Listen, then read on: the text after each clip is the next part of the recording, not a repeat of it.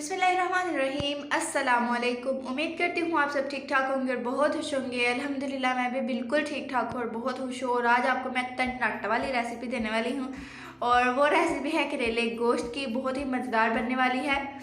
तो चलिए रेसिपी को स्टार्ट करते हैं। सबसे पहले यहाँ पे मैंने करेलों को काट लिया है और इसको कर रही हूँ मैं फ्राई करने के बाद इसको हम निकालेंगे। लाइट ब्राउन करना है हमने, फुल ब्राउन नहीं करना। यहाँ पे ये लाइट ब्राउन हो चुके हैं, इसको निकाल लूँगी मैं। आप इसमें करेलों के बीज जो है इनको भी कूट के डाल सकते हैं। इनको भी मैंने फ्राई कर लिया है। अगर आप स्किप करना चाहें तो वो आपकी मर्ज़ी, लेकिन मैं डालूँगी इसमें।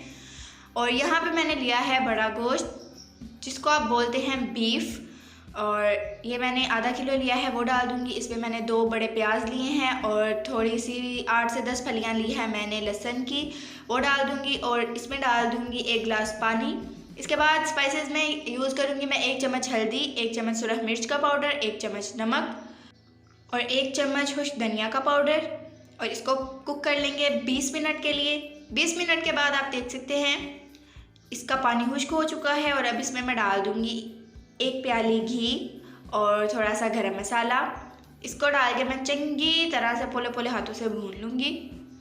बहुत ही अलग तरीके से आपको करेले बनाना सिखाऊंगी। कुछ लोग टमाटर मिर्चें डाल के ही इसको बॉईल कर लेते हैं, लेकिन वो बिल्कुल भी टेस्ट अच्छा नहीं आता, इसलिए इसको अलग अलग करेंगे। और अब इसमें मैं डाल दूँगी 1 बड़े साइज़ का टमाटर लिया था, वो डाल दूँगी। और 2 से 3 सब्ज़ मिर्चें काटी थी मैंने, वो डाल दूँगी इसमें मैं।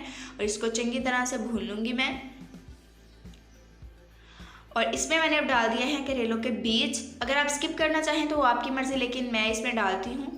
तो करेलों के बीज को भी मैंने फ्राई कर लिया था, वो डाल दूँगी मैं। और इसके बाद यहाँ पे ये करेले भी बिल्कुल फ्राई हो चुके हैं और वो डाल दूँगी इसमें मैं अब। और अब इसमें डाल देते हैं कटे हुए और फ्राई किए हुए करेले और इसको पोले पोले हाथों से भून लेंगे। इसको ज़्यादा देर तक आपने दम पे नहीं रखना है, इसको मैं सिर्फ 5 मिनट के लिए दम पे रखूँगी।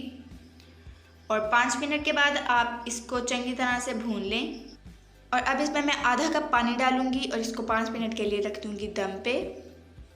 आधा कप पानी डाल के मिक्स कर लें। 5 मिनट के बाद ये बिल्कुल रेडी है और इस पर मैं थोड़ी सी गार्निशिंग कर दूंगी धनिए की, सब्ज़ धनिए की।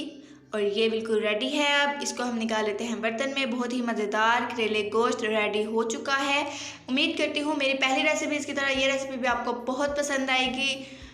और जो लोग हमारे चैनल पर न्यू हैं वो प्लीज़ हमारे चैनल को सब्सक्राइब कर दें और वीडियो को लाइक कर दें, ताकि आपको मेरी न्यू रेसिपीज़ की अपडेटिंग मिलती रहे साथ साथ। तो चले मिलते हैं हम अपनी नेक्स्ट रेसिपी में। तब तक के लिए अपना ख्याल रखिएगा, हमें दुआओं में याद रखिएगा। अल्लाह निगहबान, खुदा हाफिज़।